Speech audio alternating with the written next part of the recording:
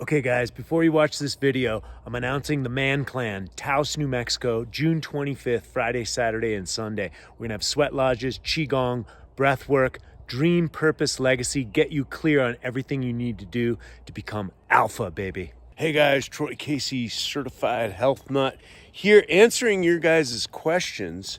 And so thanks so much for writing in on YouTube. And so we've got my man Eric with us today. He loves making these videos. Yeah. Okay, so viewer asks, let me get this straight.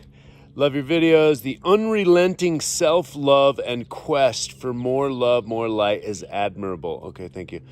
I would love to hear your thoughts and experiences regarding the situation of judgment.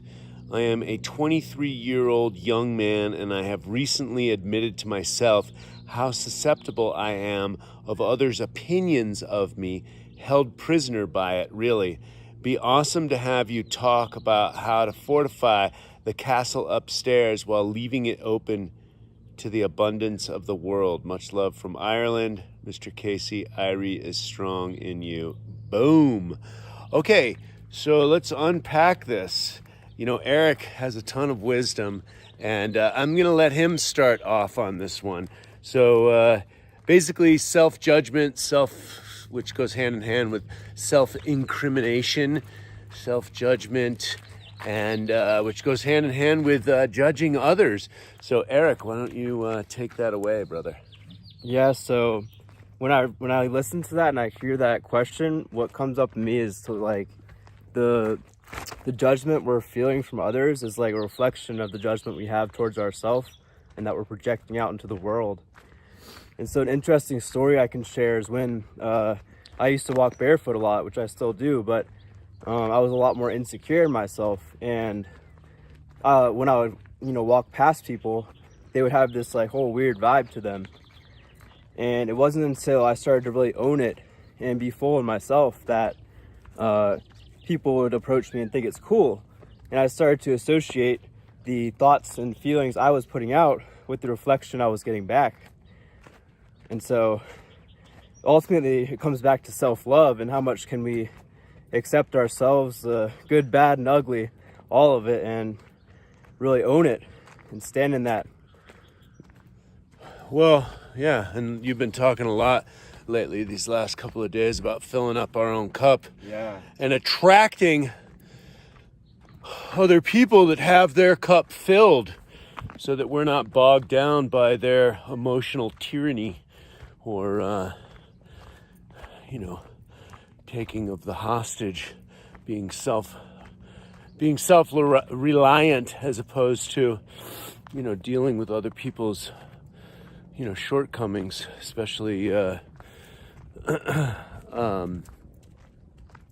is the word I'm looking for?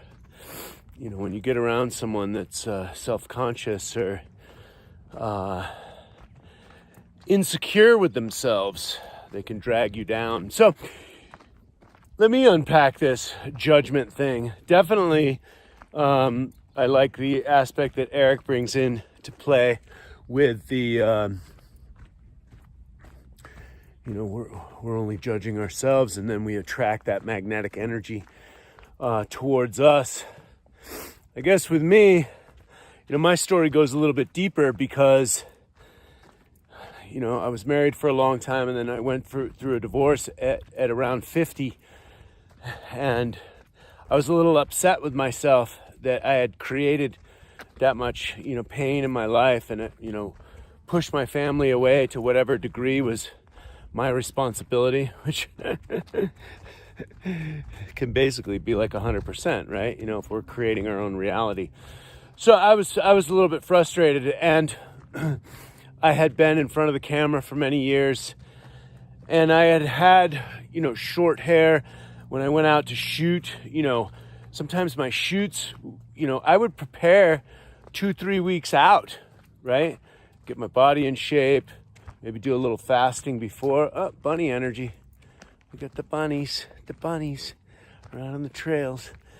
And so I would have so much prep time, you know, to get to look perfect, right? Which was a judgment on myself. What? I couldn't take myself just as I am. And so it also took me years to get my gut on point so I wasn't bloating in the face. And a lot of that started to manifest, you know, during and after the time of my divorce and separation in 2017. And so what I learned was I stopped giving a fuck, right? I stopped giving a fuck what other people think about me. As I've said before, I care deeply about, you know, the human species and what we are doing here on this planet. I care deeply, but I don't give a fuck what people think about me. And that was cultivated through growing my beard and starting to film first thing in the morning. You know, I shoot on average probably, you know, 10, 15, 20 pieces of content a day. And so I could just wake up and start shooting. I could shoot at any time, any place, anywhere. And that got me out of my head, and it got me out of perfectionism and self-incrimination, self-judgment. And I started growing out my beard, and I got a lot of flack. Hey, health nut, you're going to make a lot more money. You're going to make a lot more money. You're going to get more chicks if you shave. You know, where's that pretty face? And here's the thing. For 30 years, I had that classic, you know, that classic man look with short hair and a chiseled jaw and, you know, blah, blah, blah. And it only got me so far. And I figured, look at this guy. Have you seen him? This is a famous surfer. This is from Sun Gods. This guy's a Kundalini guy and a surfer. I forget what his name is. Jack. I think he lives down in San Diego County.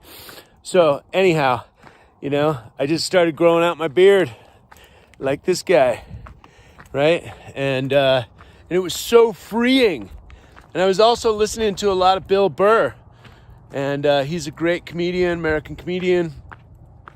You know, and one of his big lines is "Go fuck yourself."